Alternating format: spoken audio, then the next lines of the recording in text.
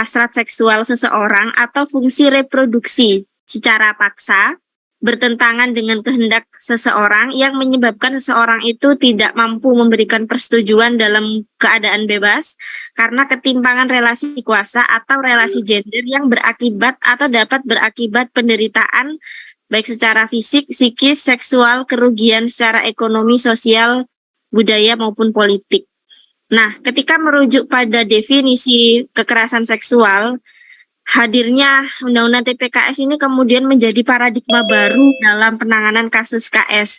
Artinya hukum positif yang mengacu pada KUHP gitu. Akhirnya itu kemudian terpatahkan karena adanya lex spesialis ini.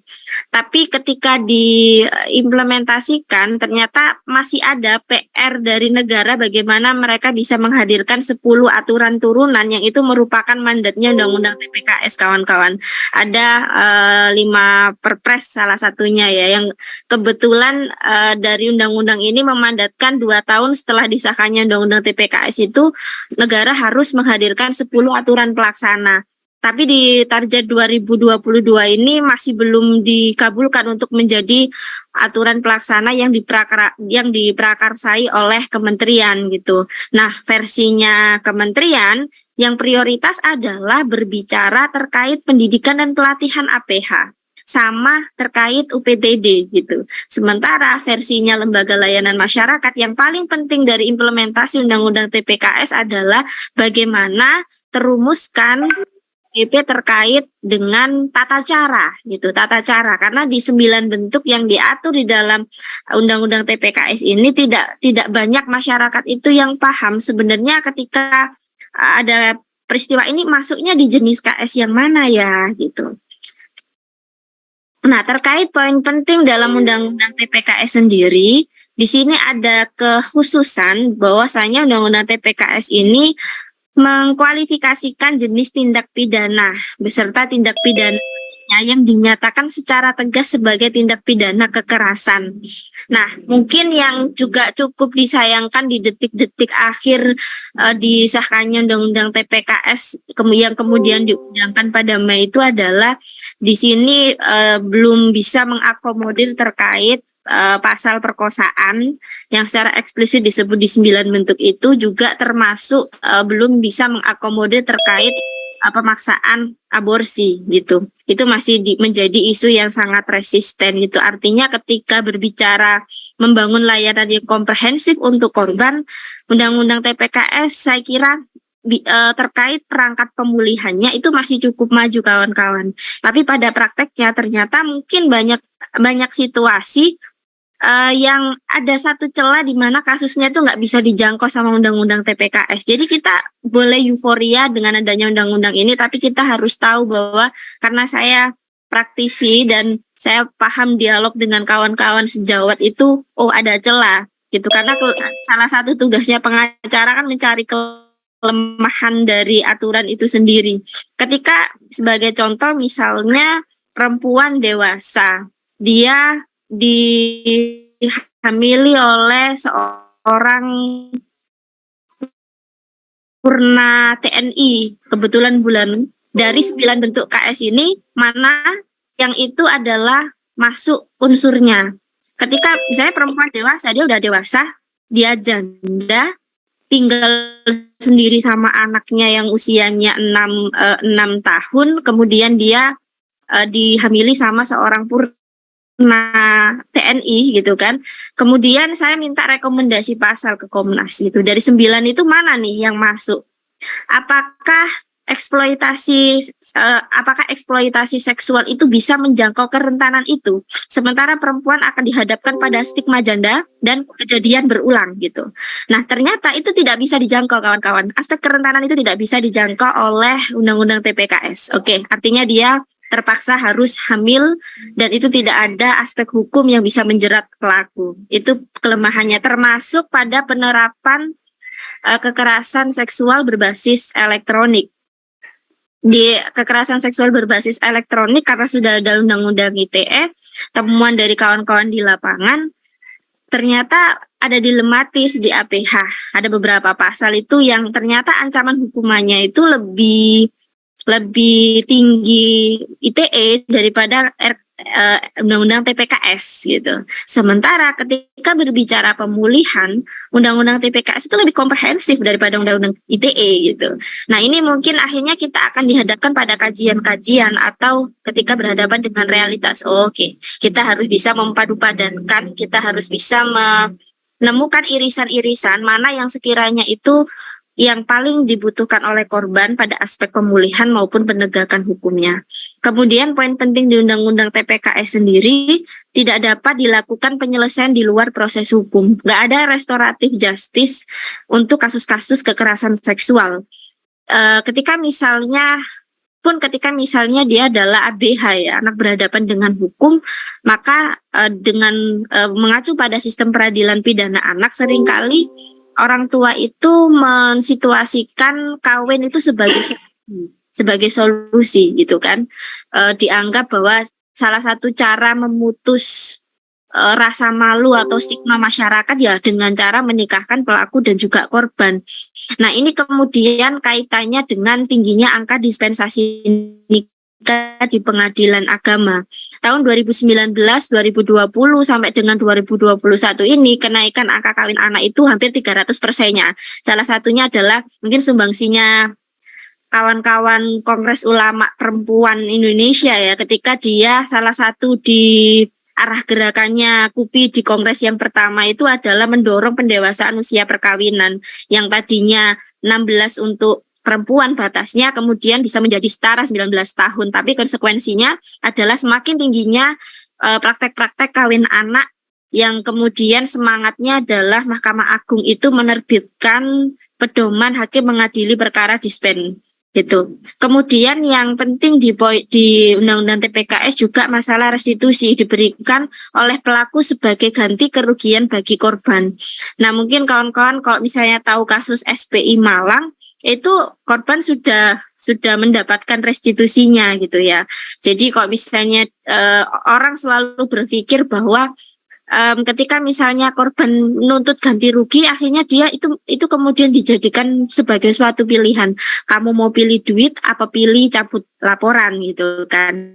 Tapi tidak, korban bisa mendapatkan dua-duanya. Asal melalui mekanisme bisa perhitungannya itu adalah melalui lembaga perlindungan saksi dan korban.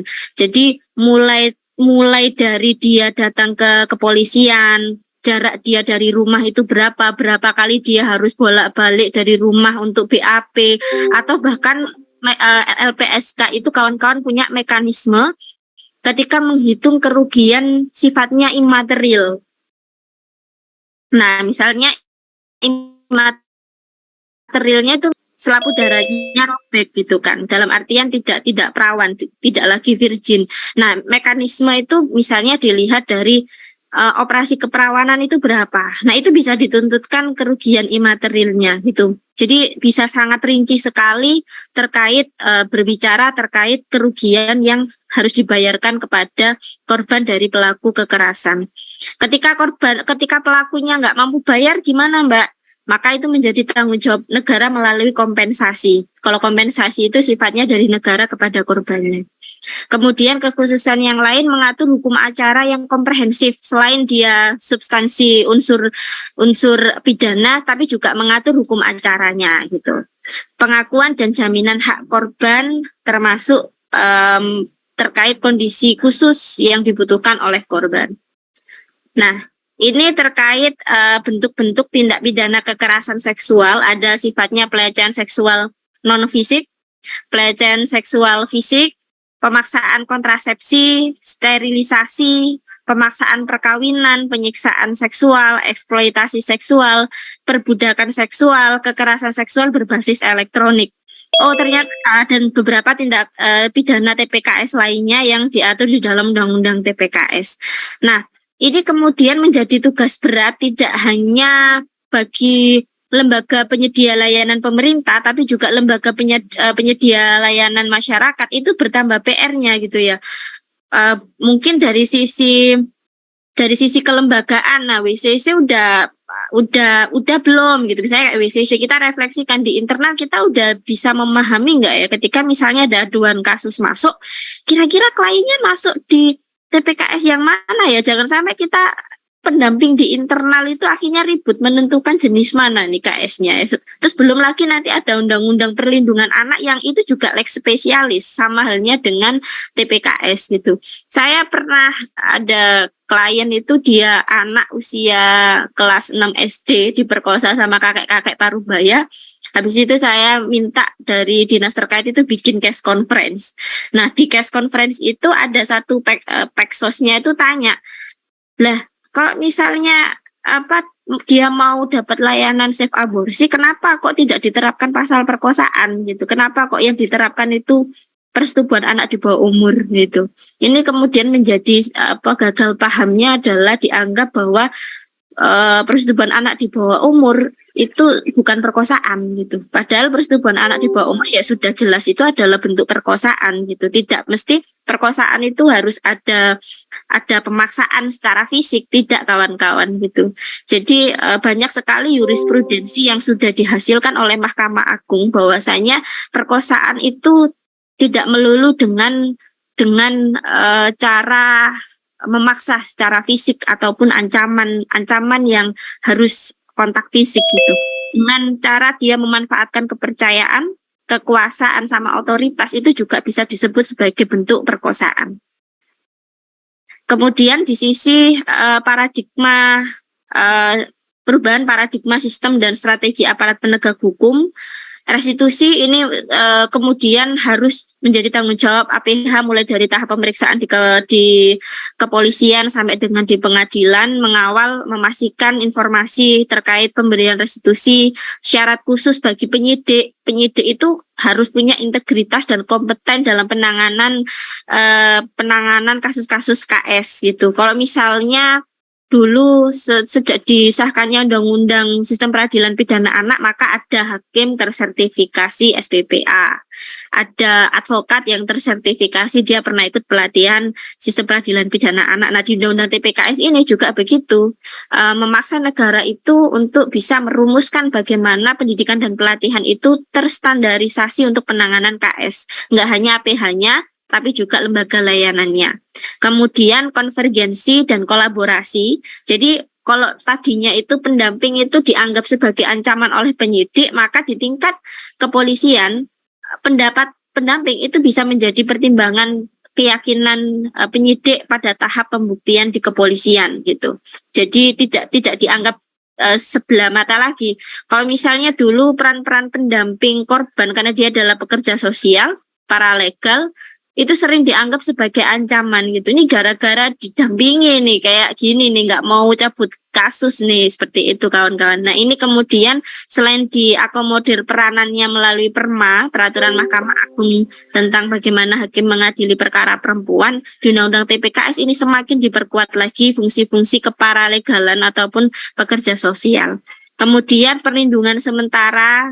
Jadi sejak di tingkat kepolisian itu penyidik itu bisa membatasi gerak pelaku kekerasan gitu. Nanti saya nyambung sama peraturan Kementerian Agama yang baru disahkan awal bulan ini. Ini menjadi diskusi yang agak produktif banget sama pengadilan negeri sejak disahkannya aturan Permenak tersebut. Kemudian alat bukti, di sini alat bukti itu kalau dulu itu orang yang mau jadi saksi itu dia harus melihat langsung, mendengar langsung, merasakan langsung, mengalami langsung. Maka di Undang-Undang TPKS ini satu aja keterangan korban dan itu didukung oleh bukti yang lain, entah itu bentuknya video atau apapun, itu udah bisa menguatkan untuk bisa menaikkan statusnya menjadi tersangka gitu. Jadi nggak harus dia yang melihat, mendengar gitu. Jadi korban itu sudah satu saksi, kekuatannya sudah satu, ditambah dengan alat bukti yang lainnya. Jadi lebih sederhana lagi. Karena hukum positif sebelum adanya Undang-Undang TPKS ini, menjadi korban itu kayak jadi tersangka. Kalau kamu menjadi korban, kamu harus mau kesakitan untuk membuktikannya gitu. Itu yang paradigma konservatif hukum positif di negara kita. Nah, ini saya refleksikan di pengalaman penanganan kasus KS di Kabupaten Jombang. di hari Senin kemarin itu adalah sidang perdana implementasi Undang-Undang TPKS di Kabupaten Jombang. Saya kira di kabupaten kota yang lain saya belum mendengar best practice sampai pada tahap peradilan. Kebetulan di Jombang kemarin itu ada 4 terdakwa, ini saya sorot wajahnya ya biar familiar dan viral. Ada 4 orang ini ditetapkan sebagai tersangka dalam kasus obstruction of justice, menghalang-halangi proses hukum. Jadi pada saat pelaku kekerasan seksual dia berstatus DPO dan melarikan diri, sementara simpatisannya itu menghadang mobil yang mencoba untuk menangkapnya, itu ditetapkan sebagai terdakwa dan kemarin sudah menjalani proses hukum dengan dakwaan pasal 19. Nah, ini kemudian menjadi praktek baik ya terkait implementasi Undang-Undang TPKS. Nah, sebenarnya bagaimana sih pola dinamika terkait tantangan maupun hambatan ketika kita berhadapan dengan kasus-kasus KS. Kita akan sering disuguhkan pada situasi kekerasan seksual itu yang sifatnya sangat manipulatif sekali, dan pada tahap penegakan hukumnya itu kita harus menegosiasikan langkah hukum ke para pelaksana hukum gitu. Jadi mungkin ungkapan di masyarakat itu juga benar sekali. Kadangkala kinerja kepolisian itu tergantung media. Jadi bukan media yang mengikuti cara kerja polisi, tapi cara kerja polisi tergantung apa katanya media gitu. No justice kalau nggak ada viral kan gitu. Nah, ini mungkin menjadi paradigma yang mainstream dan wartawan tahu gitu, wartawan paham gitu. Ketika wartawan bergerak, polisi akan bergerak. Ketika wartawan diam, polisi akan diam. Nah, refleksi dari kasus kekerasan seksual yang terjadi di Jombang, di pemberitaan di sebelah kanan beredar video Kapolres Jombang diminta oleh Kiai tak tangkap anaknya. Kalau misalnya Pak Kiai nggak berstatement, saya kira itu tidak akan menggerakkan armada kepolisian untuk melakukan penangkapan. Nah, kemudian di sini juga ada KS itu nggak hanya terjadi di bisa terjadi dimanapun ya, tidak hanya yang berbasis agama Islam saja, tapi yang tidak beragama Islam pun dia juga sangat mungkin menggunakan kuasanya untuk melakukan kekerasan, seperti halnya yang terjadi di jemaat persekutuan doa. Itu adalah pelakunya dengan modus pengobatan anak SMP, dia mengalami perkosaan gitu karena dia ada sakit epilepsi begitu, dia ingin berobat ke pimpinan persekutuan doa ini, justru dia harus mengalami perkosaan, tapi bentuknya memperdaya ya kawan-kawan, memperdaya. Kemudian ini juga ada perilaku, ini penerapan pasal persetubuhan anak sudah persetubuhan sudah tidak anak tapi belum dewasa. Ini sebelum adanya Undang-Undang TPKS. Ini untuk terdakwa yang divonis bebas di Pengadilan Negeri Jombang. Mbak Ana, yeah? Mohon maaf, mungkin 1 menit lagi ya Mbak Ana. Oh, siap. Saya kalau bercerita suka kenyamanan gitu. Yeah. Jadi ini menjadi refleksi bahwa putusan yang nggak berperspektif itu justru menguatkan stigma terhadap korban. Oke. Nah, ini kawan-kawan di Undang-Undang Kesehatan itu sudah disebut bahwa salah satu layanan komprehensif untuk korban adalah aborsi aman, dan itu dilindungi oleh Undang-Undang Kesehatan. Jadi orang itu boleh melakukan aborsi kalau misalnya dia itu korban perkosaan sama ada indikasi kedaruratan medis. Nah, untuk anak SD yang dia mengalami kehamilan usia kandungannya masih 4 minggu, dia dihadapkan pada sistem yang menolak implementasi undang-undang. Ini menjadi satu arah gerakan KUPI di Kongres kedua. Kemarin saya sudah dialog dengan Kiai Husein. Semoga nanti next bisa diperjuangkan di poin-poin cara pandang secara Amin. Gitu ya.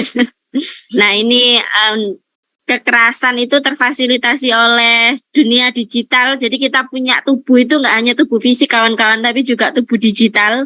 Kita refleksikan bagaimana tingkat keamanannya, udah oke apa belum. Kalau nggak oke itu bisa dimasuki oleh orang yang tidak bertanggung jawab.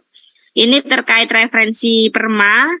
Kemudian kesimpulannya adalah beberapa regulasi maju menjadi capaian baik di 2001-2022 ini. Kita apresiasi kehadiran negara melalui peraturan Permendikbud, Permenak, juga Undang-Undang TPKS.